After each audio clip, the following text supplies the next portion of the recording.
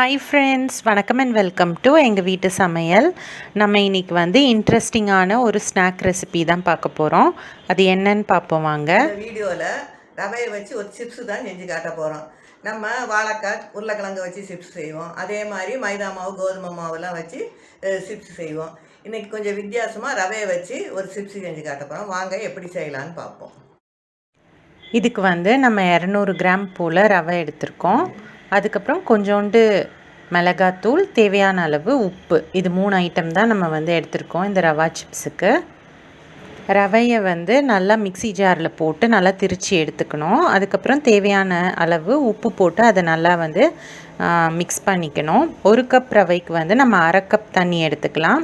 தண்ணியை கொஞ்சம் கொஞ்சமாக சேர்த்து நல்லா பிசைஞ்சிக்கோங்க. இது வந்து நம்ம பிசைஞ்சிட்டு நம்ம ஒரு 15 நிமிஷம் போல் இதை வந்து ரெஸ்ட் பண்ணணும். 15 நிமிஷம் கழித்து பார்த்திங்கன்னா இன்னும் கொஞ்சம் இறுக்கமாக ஆகும். பிசைஞ்ச பிறகு நம்ம ஒரு 2 ஸ்பூன் அளவுக்கு எண்ணெய் விட்டுட்டு அதை நல்லா எல்லா சைடும் படுற மாதிரி பிசைஞ்சிட்டு 15 நிமிஷம் இதை வந்து ரெஸ்ட் பண்ண விட்டுடலாம். இதை வந்து ரொம்ப இலக்கமாக நிறைய தண்ணி போட்டு பிசைஞ்சிட்டிங்கன்னா அதுக்கப்புறம் சிப்ஸ் வந்து நல்லா வராது. இப்போ 15 நிமிஷம் கழித்து அந்த மாவை எடுத்து நல்லா பிசைஞ்சிக்கோங்க. அப்போ மாவு வந்து நல்லா சாஃப்ட் ஆகிடும்.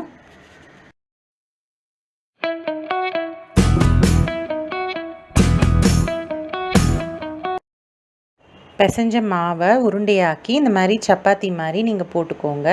சப்பாத்தி தேய்க்கிற கல்லில் மாவு தூவி நம்ம இழுத்துக்கலாம்.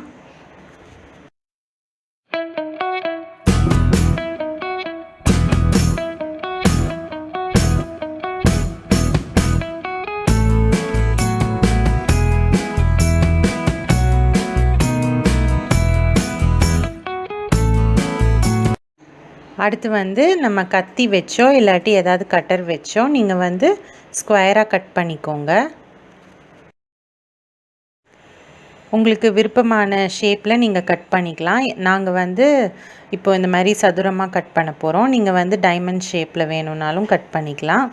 உங்கள் விருப்பத்துக்கு ஏற்ப நீங்கள் இந்த மாதிரி கட் பண்ணி தனித்தனியாக எடுத்து வச்சுக்கோங்க.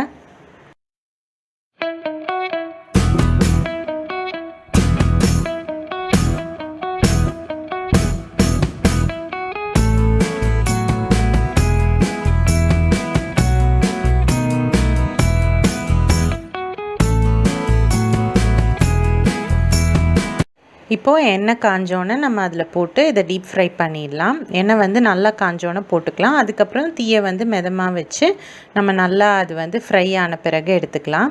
இது வந்து நான் போட்டோன்னே நல்லா புசு புசுன்னு எலும்பி வரும். பயங்கர கிறிஸ்பியாகவும் இருக்கும். உங்களுக்கு இந்த கிறிஸ்பினஸ் வந்து லேஸ்க்குள்ளே போகாது. ஸோ டிஃப்ரெண்ட்டான இந்த ரெசிபி வந்து நீங்களும் ட்ரை பண்ணி பார்க்கலாம். பாருங்கள், நல்லா புசு புசுன்னு வந்திருக்கு. நல்லா கோல்டன் ப்ரௌனாக வந்தோன்னே நம்ம இதை வந்து எடுத்து வச்சுக்கலாம்.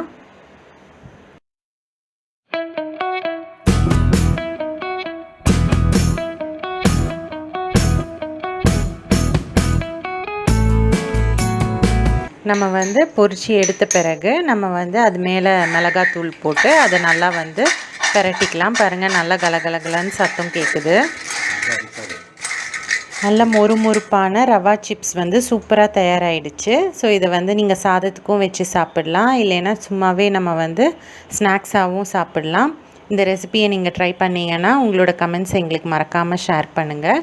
இந்த வீடியோ உங்களுக்கு பிடிச்சிருந்தது அப்படின்னா லைக் பண்ணுங்கள், ஷேர் பண்ணுங்கள், சப்ஸ்கிரைப் பண்ணுங்கள். மறக்காமல் பெல் பட்டனையும் டேப் பண்ணுங்கள். அப்போ தான் எங்களோட ரெகுலர் அப்டேட்ஸ் உங்களுக்கு வந்து சேரும்.